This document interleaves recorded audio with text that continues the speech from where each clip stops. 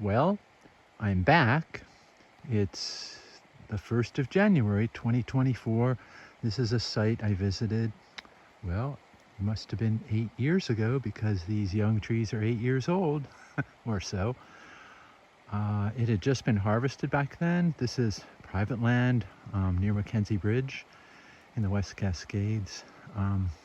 By law, it was replanted. Well, the law says within 24 months, but most forest land owners plant within the first 12 months because they've got an investment to keep growing. Anyway, it's a frosty morning here on a clear day, and all is well. What looked like a dead zone maybe 8 years ago, right after it was cut and the slash was burned and so forth, is now a young stand of trees full of life.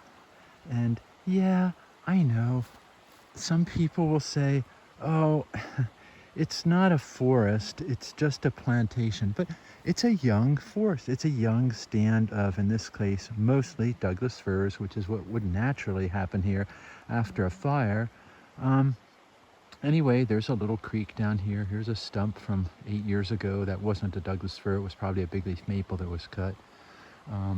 The site has filled in with herbaceous plants, so-called wildflowers, bracken fern, huckleberry, elderberry, all kinds of plants here that are of interest to wildlife and birds and pollinators. Okay, there aren't many pollinators in old growth forests or mature forests, but there are lots in stands like this right after a fire or right after they were cut.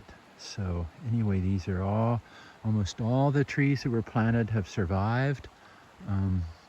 These will probably be thinned in another 10 or 15 years and maybe harvested in 30 years from now, something like that. But things can change. Maybe they'll be left to grow older than that. Maybe there'll be a fire here, who knows.